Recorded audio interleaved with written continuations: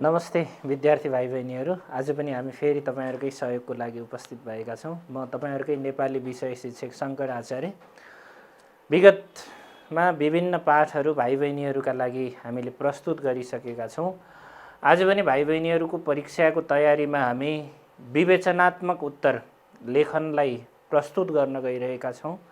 भाइ बहिनीहरूलाई थाहा छँदैछ एसी परीक्षाको प्रश्न नम्बर 17 मा भाइ बहिनीहरूलाई 8 पूर्णाङ्कको विवेचनात्मक उत्तर लेख्न सिकाइन्छ। लेख्नको लागि प्रश्न सोधिन्छ। अङ्कभारका हिसाबले निकै महत्त्वपूर्ण 8 अङ्क रहेको विवेचनात्मक उत्तर धेरैजसो विद्यार्थी भाइ बहिनीहरूले गाह्रो मान्ने र परीक्षामा समय पुगेन भनेर कतै छोड्ने गरेको पनि पाइन्छ। त्यसैले विद्यार्थी भाइ बहिनीहरू अब यो विवेचनात्मक उत्तर के साँच्चै गाह्रो छ वा यो नलेख्दा यसबाट के कस्तो असर पर्छ अथवा लेख्नलाई के कसरी सकिन्छ भन्ने कुरा भाइ बहिनीहरूलाई परीक्षाकै उत्तर लेखनमा केन्द्रित रहेर परीक्षामा कसरी विवेचनात्मक उत्तर लेख्ने त के यो साँच्चै गाह्रै कुरा हो त त्यो विषयमा छलफल गरौँ भनेर आजको पाठ मैले तयार गरेको छु। आशा छ विद्यार्थी भाइ बहिनीहरूले आजको पाठ राम्रोसँग हेर्नुहुनेछ, बुझ्नुहुनेछ र महत्त्वपूर्ण 8 अङ्कको विवेचनात्मक उत्तर लेख्न भाइ बहिनीहरू आँट गर्नुहुनेछ र जो आँटिला भाइ बहिनीहरू हुनुहुन्छ उहाँहरूले अझ राम्रो गर्नुहुनेछ भन्ने हाम्रो विश्वास हो। विशुद्ध हामीले विगतका दिनदेखि भन्दै आएका छौँ यो कक्षा एसीको तयारीमा रहेका भाइ बहिनीहरूलाई सघाउ पुर्याउने हेतुले तयार गरिएको हो। यो कक्षामा पनि विवेचनात्मक उत्तर भाइ बहिनीहरूले 8-9 देखि नै लेख्नुहुन्छ। 10 मा त जाँचमा मैले भनिहालेँ। यो प्रश्न नम्बर 17 मा 2वटा प्रश्न दिएर त्यो मध्ये एउटा लेख्न लगाइन्छ। अब यो कसरी लेख्दा राम्रो अङ्क प्राप्त गर्न सकिन्छ, यसका आधारहरू के हुन् त्यो कुरा आजको पाठमा म बुझाउँछु भने अर्को कुरा यो विवेचनात्मक उत्तर लेखनको माध्यमबाट भाइ बहिनीहरूले लामो समयदेखि अब सायद केही भाइ बहिनीहरू राम्रा विद्यार्थी भाइ बहिनीहरूले त पाठ दोहोर्याएर तेर्याएर पनि पढ्नु भएको छ। केही विद्यार्थीहरूले पाठ पढ्नु भएको छैन। टिचरले तपाईहरुको शिक्षक शिक्षिकाले कक्षामा पढाउनु भयो, त्यसपछि लगभग अब त कतिपय पाठहरू सुरुका पाठहरू त 1 वर्षै गत साल वैशाखमा पढेको, अब अहिले आज वैशाखको समयमा आइपुग्दा त 1 वर्ष भइसक्यो। त्यति बेलासम्म भाइ बहिनीहरूले पाठ पढ्नु भएको छैन। त्यसैले अब ती पाठहरूलाई पनि विवेचनात्मक उत्तरको एउटा माध्यमबाट ती पाठहरूलाई पनि सर्र अब जे यहाँ म प्रस्तुत गर्छु ती पाठहरू पनि यस्ता रहेछन् भनेर त्यहाँबाट विवेचनात्मक उत्तरै सोधोस्, सप्रसङ्ग व्याख्या सोधोस्, संक्षिप्त उत्तरात्मक प्रश्न सोधोस् अथवा तार्किक खालको प्रश्न सोधोस्। एउटा आजको पाठको विषय विवेचनात्मक उत्तर भए पनि यी पाठहरूलाई एकचोटि सर्र दोहोर्याउँदा पुनरावृत्ति गर्दा भाइ बहिनीहरूलाई संक्षिप्त उत्तर लेख्न पनि सहयोग पुग्छ, सप्रसङ्ग व्याख्यामा पनि सहयोग पुग्छ र तार्किक उत्तर लेख्न पनि सहयोग पुग्छ। विवेचनात्मक उत्तर त आजको पाठै भइहाल्यो भाइ बहिनीहरू। त्यसैले अब आज सुरु गरौँ भाइ बहिनीहरू विवेचनात्मक उत्तर लेखन र यसको लेख्ने तरिका र केही नमुना आज म प्रस्तुत गर्छु। हाम्रो पाठ भाइ बहिनीहरूले स्लाइडमा देख्न सक्नुहुन्छ। विवेचनात्मक उत्तर लेखन भनिएको छ। विवेचनात्मक उत्तर लेखन के हो, कसरी लेख्ने, अब भने अगाडि बढौँ विद्यार्थी भाइ बहिनीहरू। ल हेर्नुहोस्, विवेचनात्मक उत्तर लेख्दा विवेचनात्मक उत्तर अघि मैले भनिहालेँ 8 अङ्कको विवेचनात्मक प्रश्न सोधिन्छ। अब यो 8 अङ्कमा सबैभन्दा पहिला अङ्कको विभाजन कसरी गरिएको हुन्छ। भाइ बहिनीहरूले 8 अङ्कमा अब 8 अङ्क त नभनौँ तर असाध्यै राम्रो रहेछ, टिचर पनि त्यस्तै पर्नुभयो भने एउटा कुरा हो यो भाषामा, होइन भने पनि 7, 7.5 त्यतिसम्म कसरी प्राप्त गर्न सकिन्छ, मूल्याङ्कनका आधारहरू के हुन्छन् एकचोटि हेरौँ। 8 अङ्कलाई कसरी विभाजन गरिएको छ ल हेर्नुस्। विवेचनात्मक उत्तर मूल्याङ्कनका आधारमा सबैभन्दा पहिला परिचय र सङ्केत भनेको छ। परिचय र सङ्केत 0.5 अङ्कको, यो 0.5 अङ्कको परिचय र सङ्केत हुन्छ। यसमा लेखकको परिचय, सामान्य परिचय पहिला भए यो पुरानो कोर्समा भए 10 अङ्कको सोधिन्थ्यो। त्यति बेला लेखकको अलि विस्तृत परिचय दिनु पर्थ्यो, तर अहिले 8 अङ्कको सोधिने भएकोले सामान्य, यदि पाठमा लेखकको नाम छ भने लेखकको नाम, उनका केही विशेषता र केही कृतिहरू उल्लेख गर्ने। यदि कुनै पाठमा छैन भने यो नेपाली पाठ्यपुस्तकका लेखक तथा सम्पादकहरूद्वारा तयार पारिएको हो भनेर सामान्य सङ्केत गर्न सकिन्छ। यसको लागि 0.5 अङ्क प्रदान गरिन्छ। त्यस्तै विषयवस्तुको ज्ञान, त्योसँग सम्बन्धित प्रश्नले सोधेको विषयवस्तुसँग सम्बन्धित ज्ञान भाइ बहिनीहरूलाई कस्तो छ त्यो हामी पछि नमुना प्रस्तुत गर्छौँ। विषयवस्तु भन्नाले त्यहाँ प्रस्तुत गरिएको पाठ, त्यहाँ प्रस्तुत गरिएको अंश वा त्यो प्रश्नले भन्न खोजेको, प्रस्तुत गर्न खोजेको, ल्याउन खोजेको जुन विषय हो त्यो विषयवस्तुका बारेमा विद्यार्थी भाइ बहिनीहरूसँग कति ज्ञान छ त्यसको आधारमा 2.5 अङ्क प्रदान गर्ने गरिन्छ।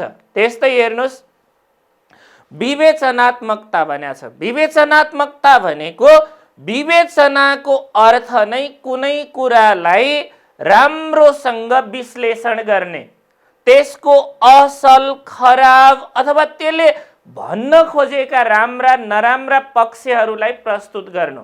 यहाँ म पछाडि प्रस्तुत गर्छु। त्यसैले विवेचनाको अर्थ नै कुनै पनि पाठ, कृति अथवा कुनै पुस्तक अथवा कुनै रचनालाई राम्रोसँग मिहिन रूपले केलाएर त्यसका असल पक्ष, खराब पक्ष वा सबल दुर्बल पक्षहरू ती के कस्ता कुराहरू छन् त्यसलाई छुट्याउनु चाहिँ विवेचना हो। त्यस्तो किसिमको विवेचनात्मकता हुनुपर्छ उत्तरमा भनिन्छ। त्यस्तो विवेचनात्मकताको लागि 2 अङ्क छुट्याइएको छ। त्यस्तै हेर्नुस्, अर्को छ शैली र मौलिकता। मौलिक हुनुपर्छ, आफ्नोपन हुनुपर्छ, अनि प्रस्तुत गर्ने शैली सरल हुनु पर्यो, सरस हुनु पर्यो, सकेसम्म छन् भने उखान टुक्का केही भनाइको प्रयोग गर्नु पर्यो। हो त्यसो भएको छ कि छैन त्यसको लागि 2 अङ्क छुट्याइएको छ। र अन्तिममा भाषिक शुद्धता, वर्णविन्यास होस्, वाक्य गठन होस्, अनि चिन्हको प्रयोग होस्, पद सङ्गति होस्, यसको लागि 1 अङ्क।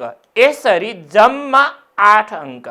भाइ बहिनीहरूले विवेचनात्मक उत्तर लेख्दैमा 8 अङ्क प्राप्त गर्ने होइन। यसका आधारहरू छन्। यी आधारमा रहेर भाइ बहिनीहरूले 8 अङ्क प्राप्त गर्नुहुन्छ। हेर्नुहोस् है भाइ बहिनीहरू, ल अब यसको परिचय, विवेचनात्मक उत्तर के हो भन्ने विषयमा मैले अघि नै भने। सामान्य परिचय हेर्नुहोस्, विवेचनात्मक उत्तरको सामान्य विवेचनाको परिचय कुनै पनि कृति वा रचनाको गहन अध्ययन गरी असल वा खराब, ठिक वा बेठिक छुट्याएर विषय वस्तु र शैली पक्षको विश्लेषण एवं मूल्याङ्कन गर्नु नै विवेचना हो। अघि हामीले भन्यौँ कुनै पनि कृति, कुनै पनि रचना गम्भीर रूपले अध्ययन गरिसकेपछि यसका सबल पक्षहरू, यसका दुर्बल पक्षहरू, राम्रा नराम्रा पक्षहरू छुट्याएर त्यहाँ दिएको विषयवस्तुलाई सरल भाषा शैलीका माध्यमबाट विश्लेषण गर्ने विवेचनाको अर्थ। विवेचना गर्नु भनेको हेर्नुहोस् त, विवेचनालाई समीक्षा, समालोचना पनि भनिन्छ।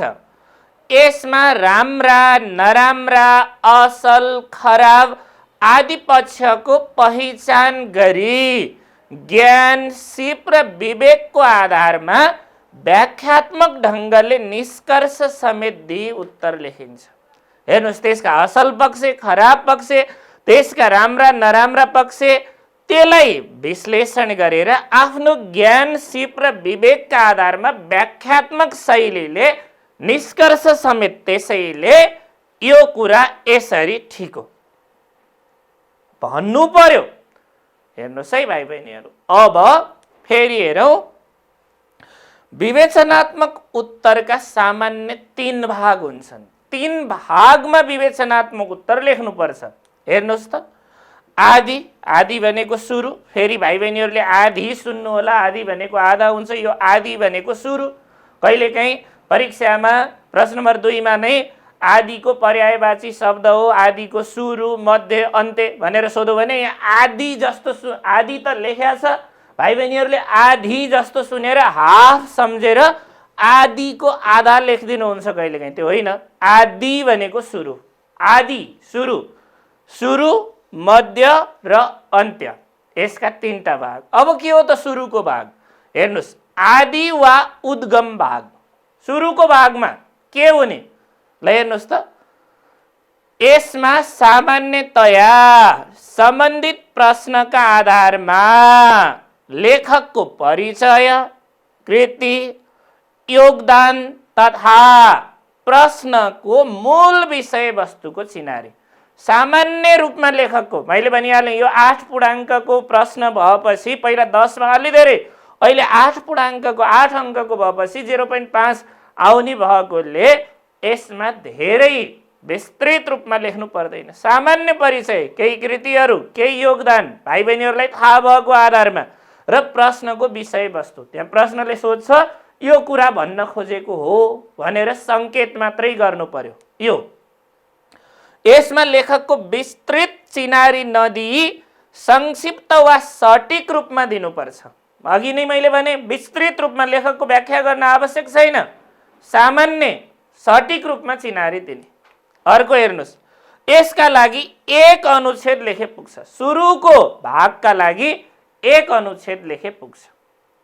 सुरुको भागका लागि 1 अनुच्छेद लेखे पुग्छ। अब दोस्रो, अब हेर्नुहोस् मध्य भाग। यस भागलाई विवेचनात्मक उत्तरको मुटु, मुख्य भाग। विवेचनात्मक उत्तर, विवेचनात्मकता, व्याख्यात्मकता नै केमा हुन्छ त? दोस्रो भागमा हुन्छ। यसलाई विषय प्रवेश र विषयवस्तु गरी 2 भागमा बाँडिएको छ। सुरुमा विषयमा प्रवेश गर्नु पर्यो, यस्तो यस्तो यस्तो भएको छ, अनि त्यसपछि व्याख्या गर्नु पर्यो त्यसलाई। हेर्नुहोस्, अनि यसमा प्रश्नले खोजेको मुख्य उत्तरलाई विषयवस्तुका बुँदाहरूको संयोजन गरी सिलसिलाबद्ध ढङ्गले क्रमशः विषयवस्तुलाई, जुन त्यहाँका मुख्य मुख्य बुँदाहरू हुन् ती बुँदाहरूलाई संयोजन गरेर जोडेर सिलसिलेवार रूपमा सिलसिलाबद्ध क्रमशः घटनाहरूको विश्लेषण गर्ने। हेर्नुहोस्, प्रश्नका आधारमा विषयवस्तुको संयोजन गर्दा तार्किक शैली र रोचक प्रस्तुतिमा सचेत हुनुपर्छ। अर्को, नम्बर बढी ल्याउनका लागि तपाईहरुले पनि तर्क प्रस्तुत गर्नु पर्यो।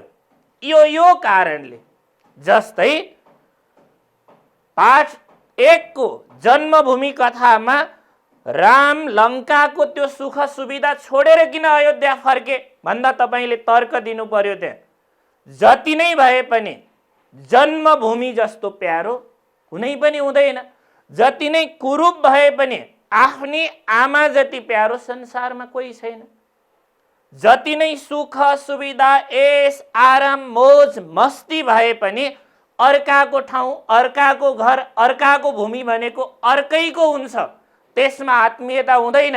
हो त्यसरी अलिकति तर्क प्रस्तुत गर्नु पर्यो अनि रोचक भाषा शैली प्रस्तुत गर्नु पर्यो। त्यो हामी पछि कुरा गर्छौं। यो भाग प्रश्नको आशय अनुसार 2 वा 2 भन्दा बढी अनुच्छेद, 2 वा 2 भन्दा बढी अनुच्छेदमा मध्य भाग, कम से कम 2 भाग लेख्नु पर्यो मध्य भागमा, 2 अनुच्छेद।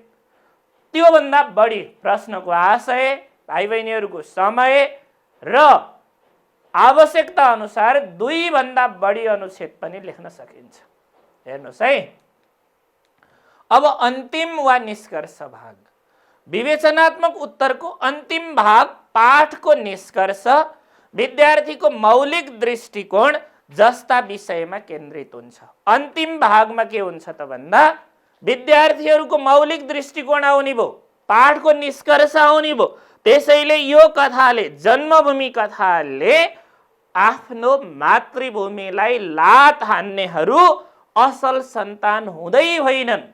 त्यसैले जन्मभूमिलाई सदा प्रेम गर्नुपर्छ भनेर त्यो पाठको जुन भाव र विद्यार्थीको निष्कर्ष हामी पढाइका लागि, पैसा कमाउनका लागि, घुम्नका लागि, केही कामका लागि, केही समयका लागि बाहिर गए पनि अन्तमा दिनभरि चराहरू, दिनभरि किरा फट्याङ्ग्राहरू जसरी उडेर चराहरू विभिन्न ठाउँमा चारोका लागि जान्छन् तर बेलुका आफ्नै गुणमा फर्किन्छन्, मान्छे पनि त्यसरी नै फर्किनुपर्छ भन्ने निष्कर्ष यसरी भाइ बहिनीहरूले प्रस्तुत गर्ने। ल हेर्नुहोस् अर्को,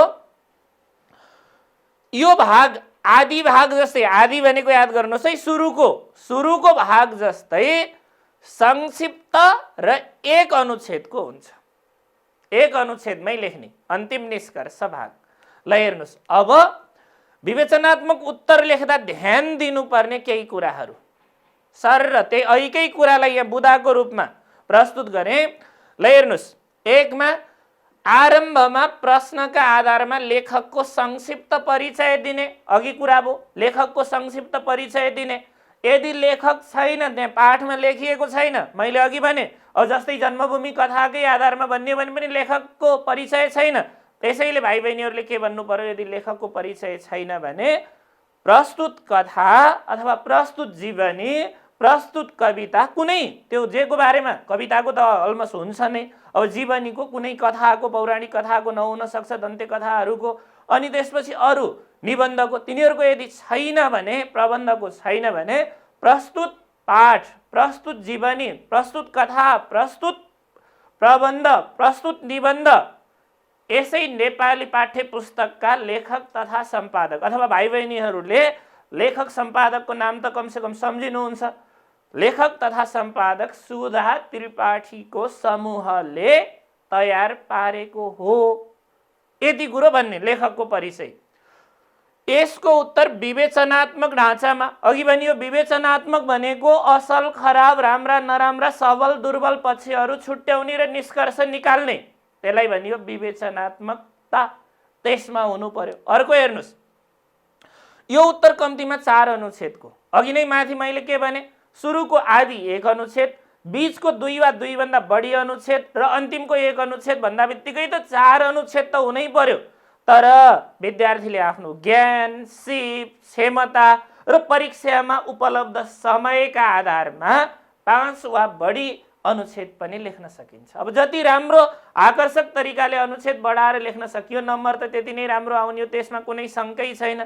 तर जुनसुकै विद्यार्थीले पनि कमसेकम 4 अनुच्छेदमा लेखौँ। सुरुको सामान्य परिचय लेखौँ, बीचमा 2 अनुच्छेद बनाएर विषयवस्तुको व्याख्या गरौँ, असल खराब पक्षहरू लेखौँ र अन्तिममा निष्कर्ष निकालौँ। यहाँ नमुना प्रस्तुत हुन्छ भाइ बहिनीहरू। ल हेर्नुहोस्, पहिलो अनुच्छेदमा परिचय वा उद्गम, दोस्रो अनुच्छेदमा पाठको मूल विषय, मूल अनि त्यसपछि प्रवेश पक्ष, तेस्रो चौथो अनुच्छेदमा आवश्यकता अनुसार पाठको मूल पक्षसँग सम्बन्धित तुल्याएर विषयवस्तुको विवेचना र अन्तिम अनुच्छेदमा प्राप्ति वा निष्कर्ष। यसको बारेमा अघि व्याख्या भइसक्यो। अब हेर्नुहोस् अर्को, प्रश्नको आशय अनुसार विषयवस्तुलाई स्पष्ट पार्नुपर्छ। प्रश्नले भन्न खोजेको कुरा के हो, त्यो आशय अनुसार विषयवस्तु प्रश्न पार्नु पर्यो। भाइ बहिनी, लक्ष्मी पूजा कथामा गयो भने बाल मनोविज्ञान कसरी प्रस्तुत भएको छ भनेर लक्ष्मी पूजाको कथाको कुरो गरियो भने त्यहाँ विषय अनुसार बालबालिकाहरू कस्ता स्वभावका हुन्छन्, किन बालबालिकाहरू अरूको देखासेखी गर्छन्, बालबालिकाहरूले आफ्नो घरमा भए पनि नभए पनि अरूकै जस्तो चाहियो, अथवा आफ्नो घरको अवस्था नबुझेर अरूका अगाडि किन उनीहरू साना बन्न चाहँदैनन्, हो त्यो कुरो प्रस्तुत हुनु पर्यो। म सडक बोल्दैछु कवितामा, सडकको कस्तो अवस्था भनौँ भने सडकको अवस्था, दुर्दशाको अवस्था, सडकको ठेकादारका कारणले, उपभोक्ताका कारणले, मानिसको मन परीको कारणले, बाढी पहिरोको कारणले, यो विभिन्न कारणले गर्दा सडकको दुरावस्था छ। त्यो कुरो आशय अनुसारको विषयवस्तुलाई प्रष्ट पार्नु पर्यो।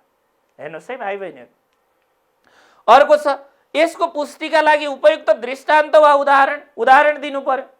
जुनसुकै कुरो त्यो विवेचनात्मक उत्तरमा पुष्टि गर्ने हो, प्रश्न पार्ने हो। अघि नै मैले भने सडकको अवस्था, म सडक बोल्दैछु कवितामा, सडकको दुरावस्था देख्नुहुन्छ। हाम्रै सडकहरू 6 महिना पनि टिक्दैनन्। यसको पछाडिको कारण हाम्रै आउँछ, बजेट आउँछ, ठेकेदारले, इन्जिनियरले, अरूले, त्यहाँका सम्बन्धित उपभोक्ता समितिका सरोकारवालाहरूले मिलेर बजेट, छुट्याइएको बजेटको आधा पैसा पनि सडकमा लागू हुन्न, सडकमा त्यो निर्माणमा लाग्दैन हो। त्यसो हुँदा सडकहरू खाल्डा खुल्डीको अवस्था छ। उदाहरणहरू प्रस्तुत गर्नुहोस्।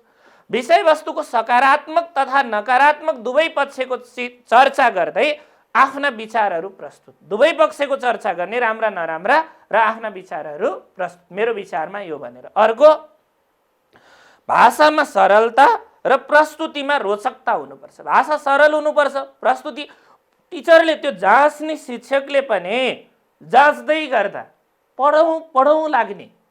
अनि भाषा सरल त हुनै पर्यो, अर्को कुरो रसिलो हुनु पर्यो, अनि त्यसपछि शुद्धाशुद्धि हुनु पर्यो। यो कुरा छ। अब हेर्नुहोस्, यसका आधारमा हामीले यी त सामान्य सिद्धान्तहरू भए। सामान्य सिद्धान्तहरू हामीले हेरिसकेपछि, नियम हेरिसकेपछि, अब एसई परीक्षामा कस्तो प्रकारको प्रश्न सोधिन्छ, कसरी सोधिन्छ र त्यसको उत्तर कसरी लेख्न सकिन्छ भन्ने विषयमा चर्चा गरौँ। मैले अघि पनि भने भाइ बहिनीहरूलाई, यो पाठ किन पनि महत्त्वपूर्ण छ भने यो जम्मा 8 पूर्णाङ्कको विवेचनात्मक उत्तर लेखनसँग मात्र सम्बन्धित छैन। आजको पाठ तपाईहरुले, मैले यहाँ जुन पाठहरू दोहोर्याउँछु, जुन पाठबाट नमुना प्रस्तुत गर्छु, ती प्रस्तुत गरिएका नमुनाहरू तार्किक उत्तरमा पनि काम लाग्छन्, सहप्रसङ्ग व्याख्यामा पनि काम लाग्छन्, संक्षिप्त उत्तरमा पनि काम लाग्छन्। विवेचनात्मक उत्तर 8 पूर्णाङ्कको भयो, संक्षिप्त उत्तर 8 पूर्णाङ्कको भयो, 16 अङ्क भयो, अनि तार्किकमा सोध्यो भने 4 भयो, 20 भयो, सहप्रसङ्गमा सोध्यो भने 4 भयो, 24 अङ्क यसकै वरिपरि, यिनै पाठ सम्झिँदा 24 अङ्क वरिपरि घेरिएको छ, समेटिएको छ, घुमेको छ। 24 अङ्क। तर हाम्रो टार्गेट 8 अङ्कलाई हो। तर अब मैले यहाँ जुन नमुना प्रस्तुत गर्छु तिनै तार्किक प्रश्नमा पनि सोध्न सक्छ, व्याख्यामा पनि सोध्न सक्छ, संक्षिप्तमा पनि सोध्न सक्छ।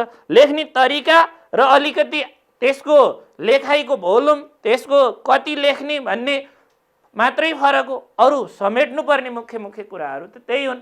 अपरीक्षामा हेर्नुहोस्, अब कस्तो प्रश्न सोधिन्छ त भन्दा 8 अङ्कको प्रश्नमा कथा, कविता, जीवनी, निबन्ध, प्रबन्ध, यी 4वटा विधा मध्येबाट 2टा प्रश्न सोधिन्छ।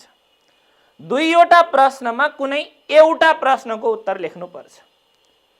2वटा प्रश्न सोधिन्छ, ती 2वटा मध्ये कुनै एउटा प्रश्नको उत्तर लेख्नुपर्छ र त्यसमा पनि कथा। आजको पाठमा मैले कथाबाट सोधिने सम्भावित प्रश्नहरू भाइ बहिनीहरूलाई थाहा छँदैछ। कक्षा 10 मा एसईको लागि तपाईहरुले 4वटा कथा पढ्नुहुन्छ। ती 4वटा कथा मध्ये आज 3वटा कथाको बारेमा मैले सामान्य यहाँ चर्चा गर्छु। 4वटा कथा भाइ बहिनीहरूलाई थाहा छँदैछ। सुरुमा जन्मभूमि पढ्नुहुन्छ, त्यसपछि प्रत्यागमन पढ्नुहुन्छ, लक्ष्मी पूजा पढ्नुहुन्छ र माउजङ बाबु साहेबको कोट पढ्नुहुन्छ। हो, ती मध्येमा कथाबाट आजसम्म सोधेका प्रश्नहरूमा कथाबाट प्राय एउटा न एउटा प्रश्न विवेचनात्मकमा सोधेको छ। 4वटा हुन त 4वटा क्षेत्रमध्ये कुनै 2टा भनेको छ, तर कथाबाट सोधिरहेकोले पहिला अनि कथाबाट त्यहाँ नसोधे पनि अरूलाई सहयोग पुर्याउन सजिलो होस् भनेर मैले आज कथाबाट सोधिने प्रश्नहरूको नमुना तयार पारेको छु।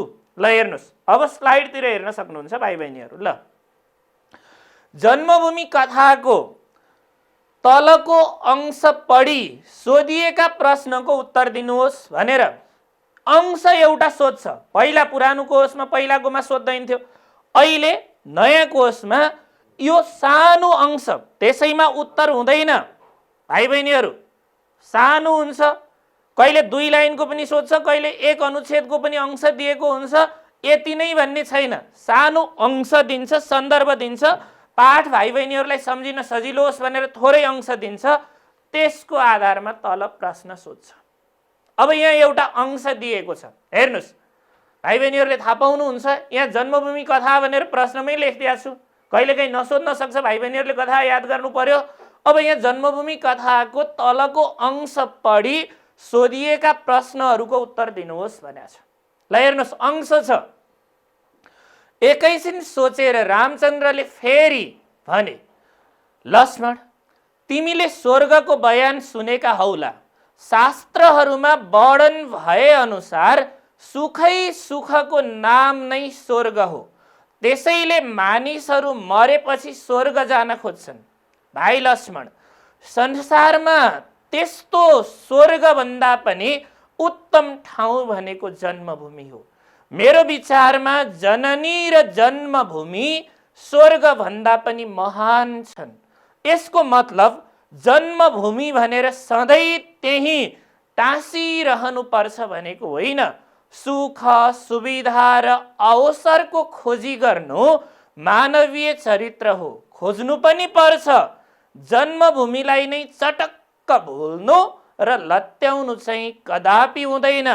सुख र सुविधाका पछि लागेर जन्मभूमिलाई लात हान्नेहरू असल मान्छे हुँदै होइनन्। त्यसैले लङ्कामा जतिसुकै वैभव भए पनि हामीले जितेर पाएको भए पनि हाम्रो जन्मभूमि अयोध्या भन्दा प्यारो हुन सक्दैन। भाइ, हामीले हाम्रो जन्मभूमिलाई स्याहार्नु पर्छ, सिँगार्नु पर्छ। जन्मभूमि कथाको एउटा अंश छ। अब यो अंश सोधेर तल प्रश्न दिन्छ। अब हेर्नुहोस्, प्रश्न यस्तो सोध्छ, सुन्दर र सम्पन्न लङ्काको राजकाज छाडेर राम अयोध्या फर्किए। विवेचना गर्नुहोस्, राम किन अयोध्या फर्किए? हेर्नुहोस् त, अघि माथि भनियो जन्मभूमि कथाको सुन्दर र सम्पन्न लङ्काको राजकाज छाडेर किन राम अयोध्या फर्किए? विवेचना गर्नुहोस्। ल, प्रश्न यही सोध्छ, यस्तै प्रश्न सोध्छ। अब यसको आधारमा भाइ बहिनीहरूले उत्तर तयार पार्नु पर्यो। अब भाइ बहिनीहरू ल हेर्नुहोस्, अब यसको उत्तर लेख्दा अघिकै आधारमा यी बुदाहरू समेट्नु पर्यो। सुरुमा भाइ बहिनीहरूले अब यो उत्तरको नमुनाका लागि बुदाहरू हुन्।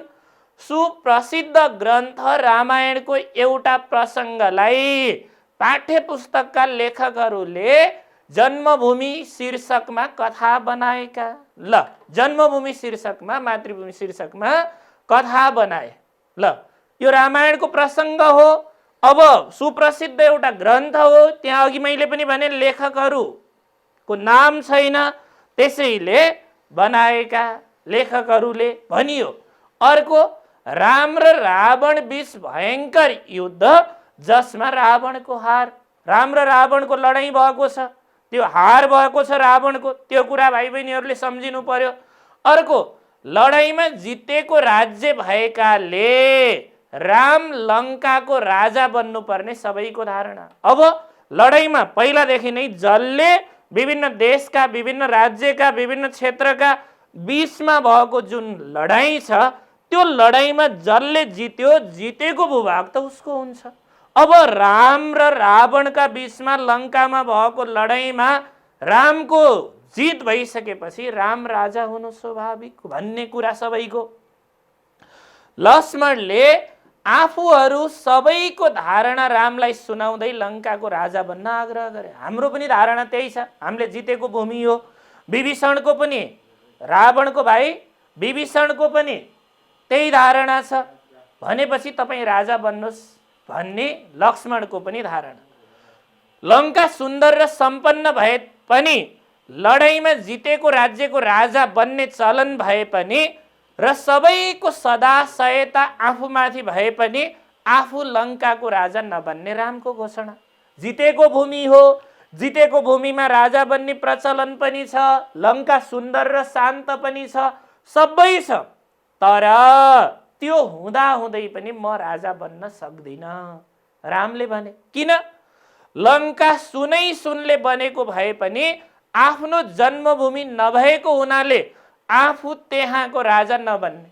आफ्नो जन्मभूमि त होइन, आफ्नो ठाउँ त होइन, हामी त पछि आएर जितेको, यो ठाउँ हामीले बनाएको अथवा यो ठाउँको माटोमा हुर्केको खेलेको, यहाँको पानी खाएको, यहाँको हावामा सास फेरेको होइन, त्यसैले यसमा आत्मीयता छैन भन्ने रामको तर्क।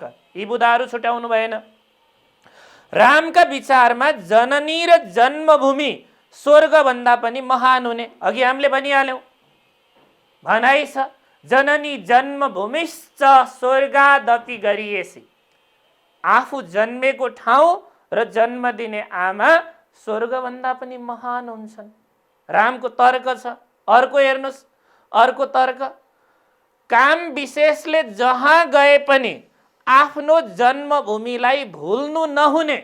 रामको अर्को तर्क छ, काम विशेषले जहाँ गए पनि आफ्नो जन्मभूमिलाई हामीले भुल्नु हुँदैन। जन्मभूमिलाई लात हान्नेहरू, जन्मभूमिलाई बिर्सनेहरू कदापि असल मान्छे हुँदै होइनन् भन्ने रामको तर्क छ। यो कुरो समेट्नु पर्यो। अर्को हेर्नुहोस्, अयोध्या आफू जन्मिएको, हुर्किएको, खेलेको, कुदेको हुनाले अयोध्यालाई नै सम्पन्न तुल्याउने आफ्नो जिम्मेवारी रहेको उनको धारणा। ल हेर्नुहोस्, उनको विचार, अयोध्या के हो त? उनको जन्मभूमि हो, आफू जन्मेको, हुर्केको, खेलेको, कुदेको, डुलेको ठाउँ हो, त्यहीँको पानी, त्यहीँको हावा, त्यहीँको वातावरणमा आफू हुर्कियो, बढियो, ठुलो भइयो। अब त्यसलाई बिर्सनु हुँदैन, त्यसलाई नै बनाउने आफ्नो जिम्मेवारी। एकैछिनको रमझम र आकर्षणमा भुलेर आफ्नो मातृभूमिलाई, मातृभूमि भनेकै जन्मभूमि हो, यो मातृभूमिलाई माया मार्न नहुने। उनको विचार के त? एकैछिनको रमझम र आकर्षण भुलेर आफ्नो मातृभूमि, आफू जन्मेको भूमिलाई माया मार्नु हुँदैन। अर्को, सुख र सुविधाको पछि लागेर जन्मभूमिलाई लात हान्नेहरू असल मान्छे नहुने। अघि हामीले भन्यौँ, असल मान्छे होइनन्। अर्को हेर्नुहोस्, आफ्नो जन्मभूमिको उन्नति, प्रगति मानिसको वास्तविक परिचय। तपाईँको जन्मभूमिको, तपाईँ उदाहरणको रूपमा हामी नेपाल यदि सम्पन्न बन्यो भने मात्रै विदेशमा जहाँ गए पनि, जहाँ बसे पनि नेपालबाट आएको भन्यो भने ओहो नेपाल भनेर हाम्रो इज्जत बढ्छ। यदि हाम्रो देश अविकसित छ, यदि हाम्रो देशमा अव्यवस्था छ, हाम्रो देश देख्दै अरूको नजरमा हाम्रो देशको अवस्था नराम्रो छ भने हामी जति नै सम्पन्न हौँ, हामी जति नै सुखै सुविधामा हुर्केका हौँ, हामी जति नै एकदमै लवाई खवाईदेखि बोली भाषा हाम्रो सबै कुरा एकदम सफा चिटिक्क होस्, तर हाम्रो देश राम्रो बनेको छैन भने नेपाली भन्दा बित्तिकै अरूले त हामी जति नै ऊ भन्दा, कुनै त्यो अमेरिकन होस्, कुनै युरोपियन होस्, कुनै अफ्रिकन होस्, कुनै एसियाको अर्को मुलुकको मान्छे होस्, अस्ट्रेलियन होस्, जुनसुकै देशको मान्छे हामीभन्दा फोहोरी छ, तर हाम्रो देशको अवस्था उसको देशको भन्दा नराम्रो छ भने उसले नेपाली भन्दा बित्तिकै हेको दृष्टिकोणले हेर्छ। त्यसैले आफ्नो जन्मभूमिको उन्नतिले नै हाम्रो परिचय दिन्छ। यो कुरो रामले भनेका। अर्को, जन्मभूमिले जन्मैदेखि एउटा पहिचान दिएको हुनाले जन्मभूमिको ऋण तिर्नु मानिसको कर्तव्य। जसलाई पनि जन्मभूमिले जन्मैदेखि परिचय दिएको छ, त्यसैले त्यो पहिचान दिने जन्मभूमिको ऋण तिर्न भुल्नु हुँदैन। रामको तर्क छ। त्यसैले सुन्दर र सम्पन्न लङ्का छाडेर राम अयोध्या फर्किए। ल हेर्नुहोस् त, त्यसैले सुन्दर र सम्पन्न ठाउँ छाडेर फर्किए। यी बुदाहरू भए। अब यसको आधारमा एउटा नमुना, उत्तरको नमुना यहाँ चाहिँ ल हेर्नुहोस् प्रस्तुत गरे। यही हुनुपर्छ भन्ने छैन। यो त अझ मैले मध्यम खालका विद्यार्थी भाइ बहिनीहरू, अलि पछाडिका विद्यार्थी भाइ बहिनीहरूलाई पनि सहयोग होस् भनेर छोटो सानो एउटा उत्तर प्रस्तुत गरेको छु। भाइ बहिनीहरूले यिनै बुदामा आधारित रहेर अब लेख्न सक्नुहुन्छ। एउटा यहाँ यो पाठ भाइ बहिनीहरूलाई एक किसिमले पुनरावृत्ति पनि भयो। ल हेर्नुहोस् है, सुरुको अनुच्छेदमा अघि भने जस्तै जन्मभूमि एक पौराणिक विषयवस्तुमा आधारित कथा हो। पौराणिक भनेको पुराणमा, पुराना ग्रन्थहरूमा आधारित। त्यही भएर अघि भनियो रामायणमा, रामायण एउटा पौराणिक ग्रन्थ हो, त्यसमा आधारित कथा हो। यस कथालाई सुधा त्रिपाठीको समूहले सम्पादन गरी तयार गरी पारिएको हो। ल हेर्नुहोस् त, यसमा लेखकको नाम छैन, त्यसैले अघि मैले भने नि त्यो कथामा लेखकको नाम छुट्टै नभएकोले नेपाली पाठ्य पुस्तकका लेखकहरू, सम्पादकहरू सुधा त्रिपाठीको समूहले सम्पादन गरेर तयार पारिएको। उनीहरूद्वारा आकर्षक, सुन्दर र मिठो भाषा शैलीका माध्यमबाट यस कथामा देशभक्ति जस्तो उच्च किसिमको भावलाई प्रस्तुत गरिएको छ। कथामा आकर्षक, सुन्दर र मिठो भाषा शैलीका माध्यमबाट देशभक्ति जस्तो उच्च भावलाई, अघि हामीले भन्यौँ सुरुको अनुच्छेदमा पाठको, लेखकको सामान्य परिचय, यो पाठको कुनमा छ, कसरी छ, लेखकको परिचय र यसले के कुरो बताउन खोजेको छ त, यसले प्रश्नको सन्दर्भ, अलिकति प्रश्नले बताउन खोजेको कुरो। अब यसमा के भयो त भन्दा कथामा देशभक्ति जस्तो उच्च किसिमको भावलाई, संसारमा देशभक्तिको भावना भनेको सबैभन्दा उच्च भावना हो, त्यो देशभक्तिको उच्च भावनालाई कथामा प्रस्तुत गरिएको छ। यस कथामा राम, लक्ष्मण, विभीषण जस्ता चरित्रका माध्यमबाट कथाकार समूहबाट देशभक्तिको भावलाई प्रभावकारी ढङ्गले प्रस्तुत गरिएको छ। अब यो रामको कुरो, लक्ष्मणको कुरो, विभीषण, यी विभिन्न पात्रहरू छन्, तीमध्ये मुख्यहरू पात्रहरू हुन्। ती पात्रका माध्यमबाट यसमा यो प्रश्नमा के छ त, सुरुकोमा सङ्केत गर्ने भनेको यो प्रश्नमा त्यसको माध्यमबाट देशभक्तिको, जन्मभूमि प्रतिको श्रद्धाको, मातृभूमि प्रतिको आस्थाको भाव प्रस्तुत भएको छ। पहिलो अनुच्छेदमा यति लेख्नुहोस् कमसे कम। अब दोस्रो अनुच्छेदमा हेर्नुहोस्, लङ्काको सफल विजय पश्चात रामलाई अनि त्यसपछि लङ्काको राजा बनाउन, यहाँ गल्ती भयो थोरै, भाइ बहिनीहरू माफ गर्नुहोला, राजा बनाउन उनका भाइ लक्ष्मण र विभीषणले निकै प्रयत्न गरे। हेर्नुहोस् है भाइ बहिनीहरू, उनलाई त्यहाँ राजा बनाउनका लागि निकै प्रयत्न गरे। विभीषणले त विजेताले नै शासन गर्नु स्वाभाविक मानिने र प्राकृतिक नियम पनि हो भनी बलिया तर्क अघि सारे। विभीषणले के भने त भन्दा विभीषणले के भने विजेताले राज्य, विभीषण भनेको त भाइ बहिनीहरूलाई थाहा छँदैछ, लङ्काकै रामको जोसँग लडाईँ भयो रावण हो, त्यो रावणको आफ्नै सहोदर भाइ विभीषणले रामको पक्षमा लडाईँ लडे। भाइ बहिनीहरूलाई त थाहा छँदैछ, पाठ पढ्नु भएको छ, रावण अत्याचारी थिए। रावणले अनाहकमा जानिकन सीताको अपहरण गरे। विभीषणले रावणलाई सम्झाए, दाजु तपाईँले सीताजीको अपहरण गरेर गल्ती गर्नुभयो, सीताजीलाई रिहा गर्नुहोस् र रामसँग अथवा सीताजीसँग माफ माग्नुहोस् भन्दा उल्टो त कुलङ्गार, परिवार भाड्ने भनेर रावणले विभीषणलाई आरोप लगाइसकेपछि लडाईँ त हुने नै भयो। लडाईँ हुने अवस्थामा विभीषणले पनि कुनै एक पक्षको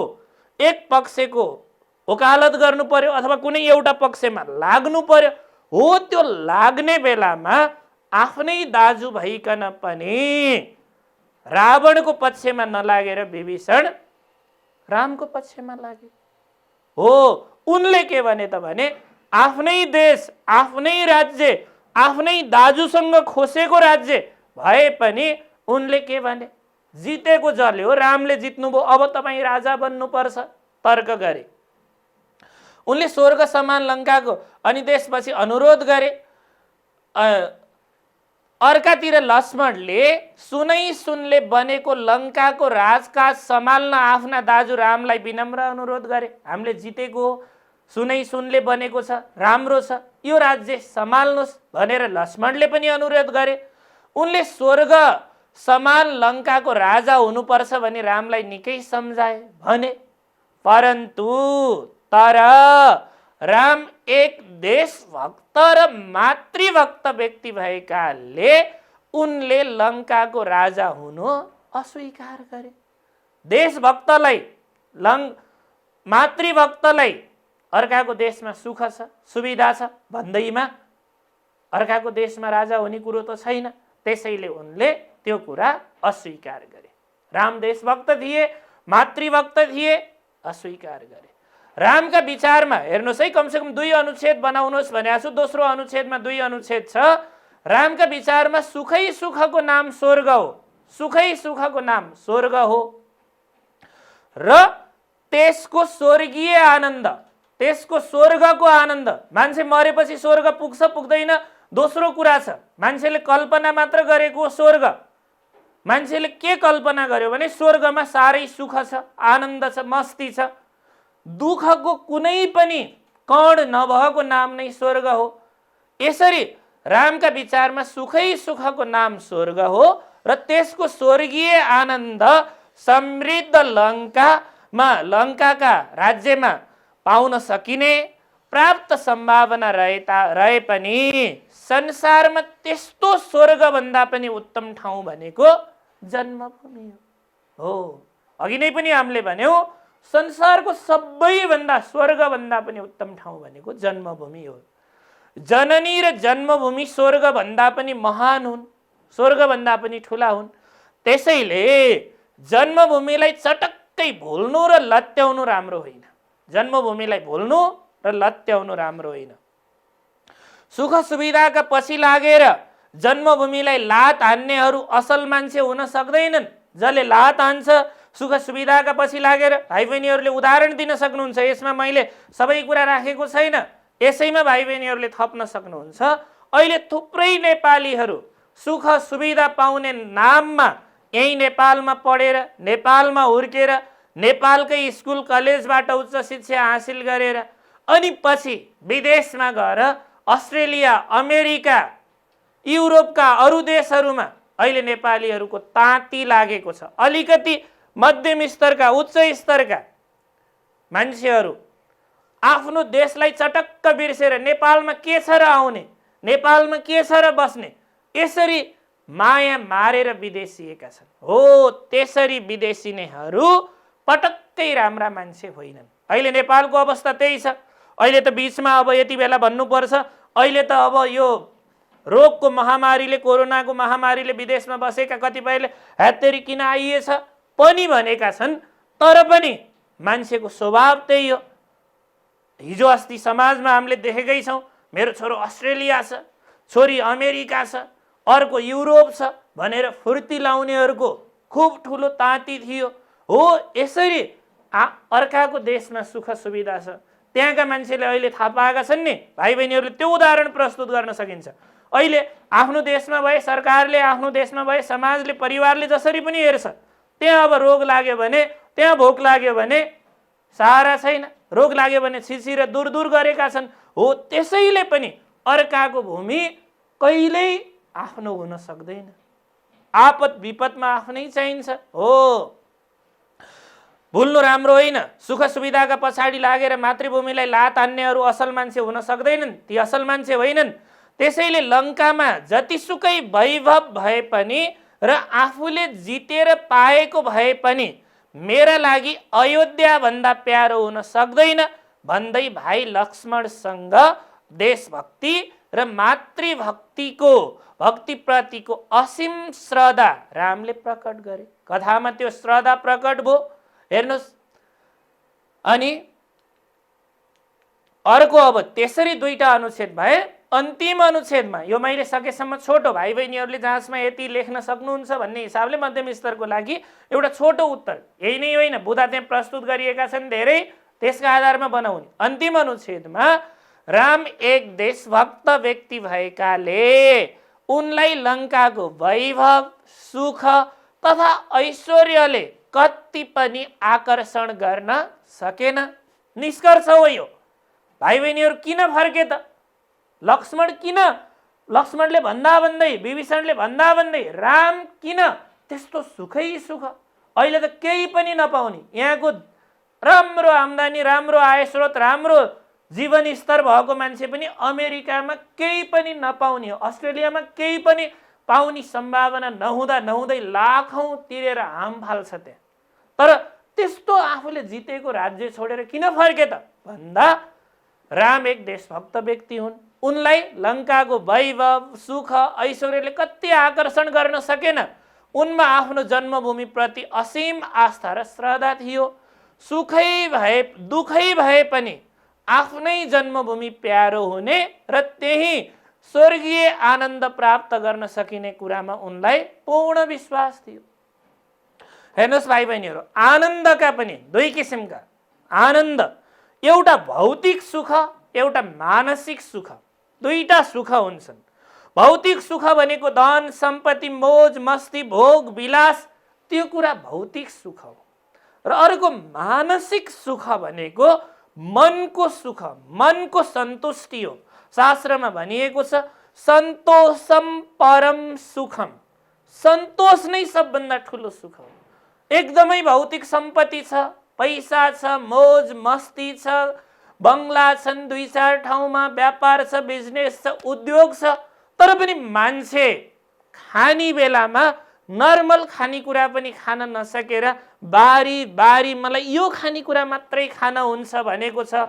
प्रेसरको औषधि खाएको छ, सुगरको औषधि खाएको छ, राति निद्रा नलागेर स्लिपिङ ट्याब्लेट खाएर सुत्छ, एकछिन पनि उसको मुहारमा खुसी छैन भने त्यो सम्पत्तिले सुख त दिएन।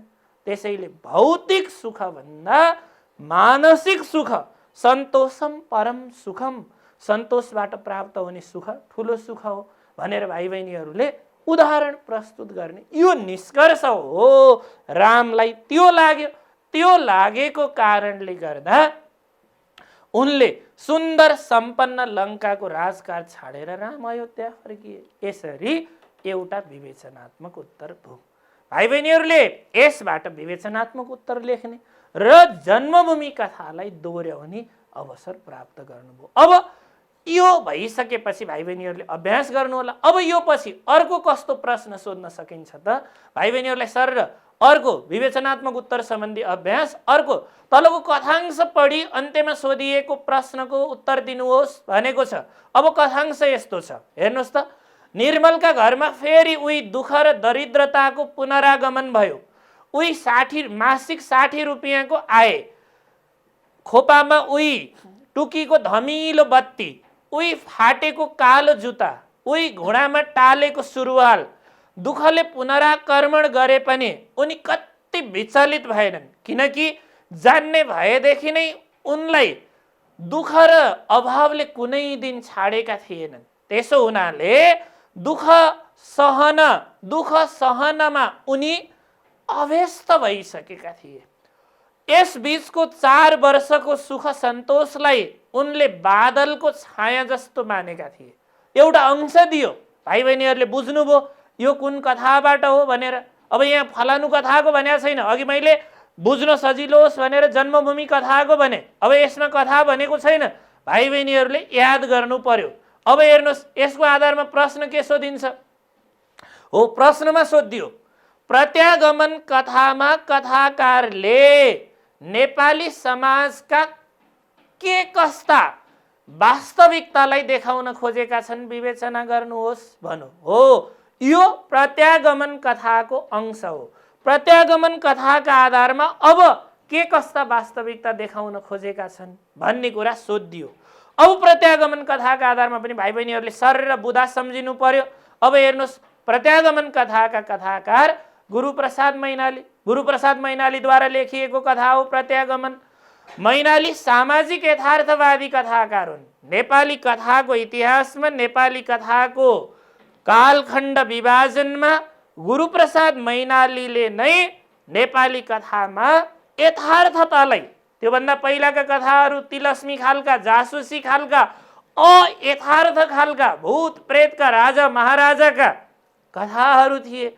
ती कथाहरूबाट समाजका यथार्थ घटना, समाजका दाजुभाइका झगडा, लोग्नी स्वास्नीका झगडा, छिमेकीका झगडा, लेनदेनका कुरा, सामान्य मनमुटावका कुरा, ती कुरालाई लेख्ने भएकोले सामाजिक यथार्थवादी कथाकार गुरुप्रसाद मैनालीलाई भनियो। उनले लेखेको कथा मैनालीको नासो कथा सङ्ग्रह प्रकाशित छ। अब त्यहाँ लेखिएको छ नासो कथा सङ्ग्रह नासो कथा सङ्ग्रहमा 11वटा कथाहरू सङ्ग्रहित छन्। त्यस्तै प्रत्यागमन तत्कालीन नेपाली समाजको जीवन्त तस्बिर कतिपय सन्दर्भमा वर्तमान समाजको समेत प्रतीत छ। यो प्रत्यागमन कथा त्यति बेला तत्कालीन भनेको त्यति बेलाको कथा लेख्ने बेलाको तत्कालीन त्यति बेलाको समयको सजीव जीवन्त त्यति बेलाको समाज कस्तो थियो चित्रण, तर कतिपय सन्दर्भमा अहिले पनि मिल्छ। कथामा देखाइएको छ देउरानी जेठानी बीचका नमिल्ने कुराहरू, सासु बुहारी बीचका नमिल्ने कुराहरू, समाजमा धन सम्पत्तिको फुर्ती लाउने कुराहरू, बिहे गरेपछि श्रीमानले श्रीमतीको कुरा सुनेर परिवारसँग टाढिने कुराहरू हो, यो अहिले पनि छ हो। यसको प्रतिछाया आउँछ। प्रत्यागमन कथाकी मुख्य पात्र शोभाको 16 वर्षको उमेरमा विवाह भयो। 16 वर्षको उमेरमा निर्मलसँग उनको विवाह भयो।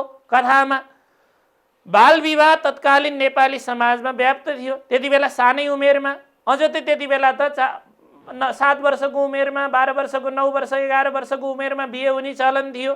अब हेर्नुहोस् अर्को कुरो, कानुनी रूपमा वर्जित भए पनि व्यावहारिकतामा अझै पनि बाल विवाह, कानुनी रूपमा त 20 वर्ष नपुगी बिहे गर्न पाइँदैन लेखेको छ, तर हेर्नुहोस् 70% बालबालिकाको अहिले पनि 20 वर्ष अगावै बिहे हुन्छ, अहिले पनि यो कुरो छ।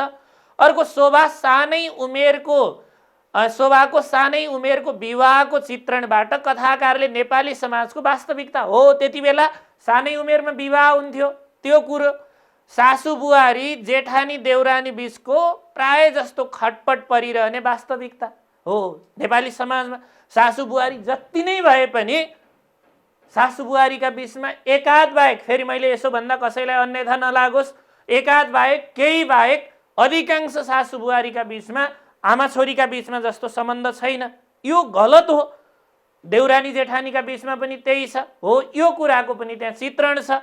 शोभा र रामकी दुलही बीच मेल नभएको र अन्त्यमा छुट्टिएर बसेको चित्रण गरी नेपाली समाजको वास्तविकता हेर्नुहोस् त। भाइ बहिनीहरूले कथा पढ्नु भएको छ। अब रामुकी शोभा त सौतेनी भाउजू हुन्, निर्मल र रामु फरक आमाका छोरा हुन्।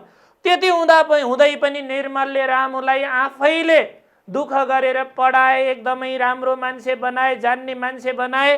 यिनी आइसकेपछि भर्खर 2 वर्ष जतिको रामुलाई शोभाले आफ्नै छोरो भनेर आफ्नै छोरालाई भन्दा बढी छोरोभन्दा बढी गरेर हुर्काइन्।